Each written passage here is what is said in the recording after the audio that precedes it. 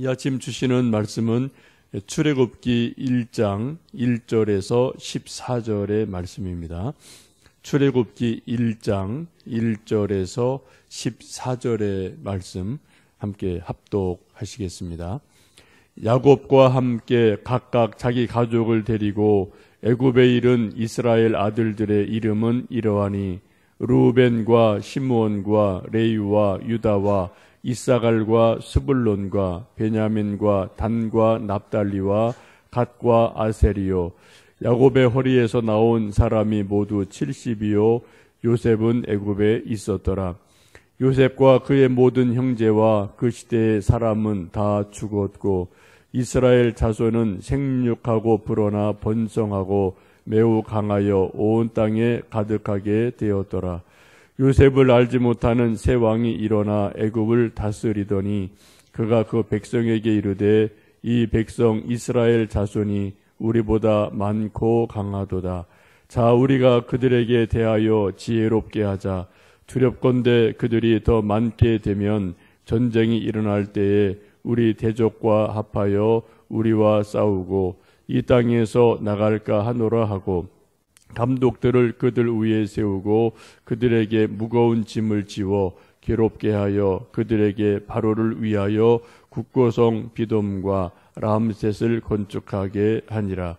그러나 학대를 받을수록 더욱 번성하여 퍼져가니 애굽 사람이 이스라엘 자손으로 말미암아 근심하여 이스라엘 자손에게 이를 엄하게 시켜 어려운 노동으로 그들의 생활을 괴롭게 하니 곧 흙 이기기와 벽돌 굽기와 농사의 여러 가지 일이라. 그 시키는 일이 모두 엄하였더라. 아멘. 오늘부터 이제 출애굽기를 읽기를 시작합니다. 출애굽은 말 그대로 애굽, 엑소도스라고 말을 하고요. 이집트, 애굽에서의 탈출인 것을 보게 됩니다. 그 앞에 부분의 말씀을 보시면 스토리가 이렇게 전개가 되어지죠. 요셉이 형들의 시기 때문에 애굽으로 종으로 팔려가고 세월이 지나고 하나님의 섭리 가운데 총리가 되고 온 땅에 기근이 있게 되고 이제 야곱과 그의 자손들 70명이 이제 기근을 피해서 애굽으로 내려가고 나서 약 430년의 세월이 흘러가게 됩니다. 그리고 출애굽이 일어나게 됩니다. 이 430년의 세월이 흐르는 동안에 야곱이 자기 자손들을 데리고 들어갈 때는 약 70명의 이제 식구들이 있었지만은 430년이 지나는 동안에 장정만 460만이 되는 그러한 놀라운 번성이 일어나게 됩니다. 그런 것을 전제로 해서 출애굽이 시작되는 것을 보실 수가 있습니다. 그래서 지금 창세기와 출애굽기의 그 사이는 약 400년의 세월이 흘러간 뒤에 되어지는 말씀으로 보시면 되겠습니다. 앞부분 1절에서 7절까지 말씀은 야곱이 12아들 12지파를 데리고 애굽으로 들어갔다라는 말씀을 하게 됩니다. 실제적인 것은 약 400여 년이 지나고 나서 6절, 7절 말씀 보시면 이렇게 출애굽의 이제 그 뒷배경을 말씀하고 있습니다. 그럼 6절과 7절 말씀을 읽어 보시겠습니다. 요셉과 그의 모든 형제와 그 시대의 사람은 다 죽었고 이스라엘 자손은 생육하고 벌어나 번성하고 매우 강하여 온 땅에 가득하게 되었더라라고 말씀을 하고 있습니다. 세월이 쭉 지나가는 가운데 아주 특징이 한 가지 있죠. 요셉과 그의 모든 형제와 그 시대의 사람은 다 죽었다. 다 죽었다. 시간의 흐름에 따라 요셉도 죽고 요셉의 형제들도 죽고 그의 아들들도 죽고 바로도 죽고 하여튼 그 시대의 모든 사람이 다 죽었다라고 성경은 말씀하고 있습니다. 이게 참 시간이 우리 인간에게 주는 놀라운 시간의 힘이고 이 시간에서 어느 누구도 비껴갈 수 없는 시간의 어떤 힘이 바로 모든 사람이 태어나서 한평생 주어진 인생을 살다가 또 시간과 더불어 죽는 것, 이것이 인생이고 또 시간의 의미이기도 합니다.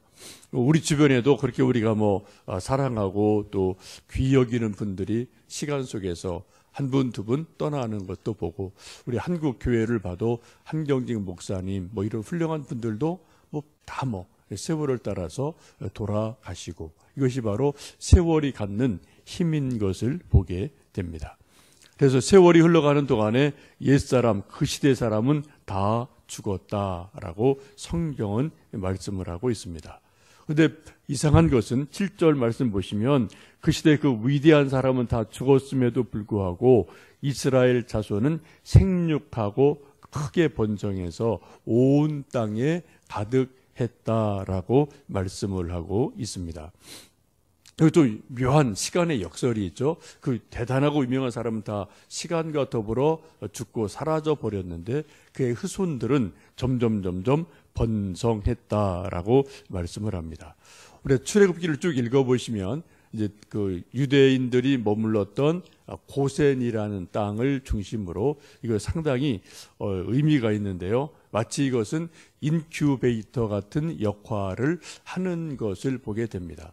70명이 내려가서 400여 년을 사는 동안 그 70명이 어떻게 해요? 장정만 60만이 되는 엄청난 그러한 백성으로, 큰 백성으로 불어나는 것을 봅니다.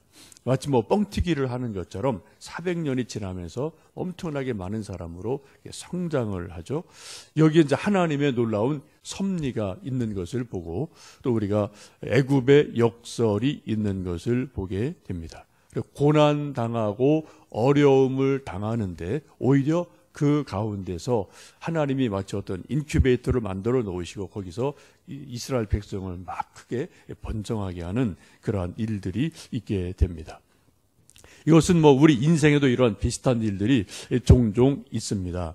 그래서 고향을 떠나고 또 이제 옛날 우리 선대들 보시면 고향을 떠나고 도시로 서울로 고생길을 떠나갔지만 거기서 고향을 떠나고 고생길 하는 가운데 많은 우리 선대들이 성장하고 번성하고 또 뭔가를 성취하는 그러한 일들이 있음을 보게 됩니다.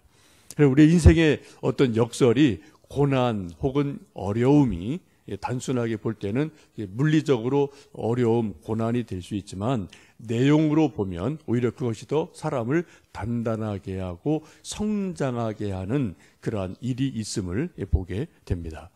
그래서 아마 우리 많은 선배들이 그런 말을 한 것 같습니다. 젊어 고생은 사설에도 해라라는 말을 우리 부모님들, 선배들이 하고 있죠. 근데 요즘 젊은 우리 부모들, 저도 그럴 수 있습니다만 우리 요즘 현대 부모들이 이제 실수하는 게 그거 같아요. 젊어 고생은 하지 마라. 그건 내가 다 할 테니까 이제 너희는 그냥 쉽게 편하게 좀 편하게 가라.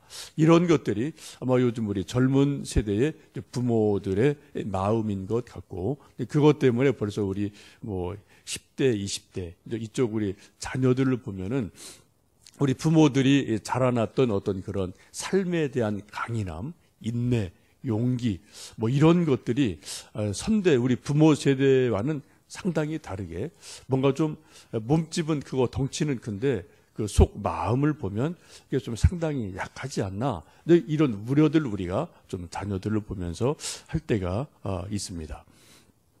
분명한 것은 고생이 힘든 것은 분명하지만 고생을 통해서 한 사람이 단단해지고 야무러지고 이런 것은 또 분명하게 있음을 보게 됩니다. 지금 이스라엘 백성들이 그러한 일들이 일어나죠. 여러 가지 고센 땅에 가서 고생하고 이국 땅에서 눈치밥을 나름대로 먹게 됐지만 근데 그 세월이 흘러가는 동안에 70명이 60만으로 자라나는 일들이 일어나게 됩니다. 그런 것을 오늘 성경 보시면 학대를 받을수록 점점점 강해졌다라고 말씀을 하고 있습니다. 세월이 지나면서 요셉도 잊혀졌고요. 그 대단한 요셉도 400년이 지나니까 후대 사람들이 요셉 이름은 기억할지 몰라도 전혀 의미가 없는 인물이 되어 버린 거죠. 그리고 이제 새로운 그 애굽 사람과 왕들이 이 이스라엘 사람들을 우리를 옛날 구원했던 은인이라기보다는 골치 아픈 외국인 노동자 뭐 이런 사람들로 보게 됩니다. 지금도 미국에 보면 뭐 많은 뭐 히스패닉이라든지 또 흑인들 수가 점점 많아지면서 이제 또 백인들이 뭔가 긴장하는 것들이 있어 보이고요. 또 유럽에도 보면 뭐 영국, 프랑스, 독일도 보면은 여러 가지 테러들이 막 일어나는 거 보면서 이슬람들에 대해서 상당히 이제는 뭐 두려워하는 이런 일들이 실제로 일어나고 있고, 아직 우리나라 그런 일은 없습니다만 또 외국인 노동자가 100만을 넘어가는 그런 시대를 우리가 살면서 우리도 긴장하는 그런 일들이 종종 우리에게도 있음을 보게 됩니다. 근데 지금 이 당시에는 뭐 애굽인보다도 어떻게 보면은 이 이스라엘 백성도 아주 숫자적으로 막 번성을 하니까 이 애굽 본토인들이 상당히 위협을 느끼고 골칫거리가 된 것을 우리가 성경 속에서 볼 수가 있습니다.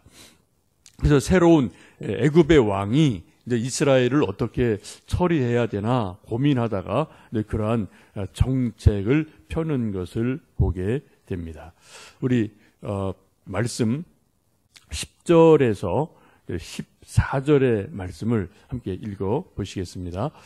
자, 우리가 그들에게 대하여 지혜롭게 하자. 두렵건대 그들이 더 많게 되면 전쟁이 일어날 때에 우리 대적과 합하여 우리와 싸우고 이 땅에서 나갈까 하노라 하고, 감독들을 그들을 위해 세우고 그들에게 무거운 짐을 지워 괴롭게 하여 그들에게 바로를 위하여 국고성 비돔과 람셋을 건축하게 하니라.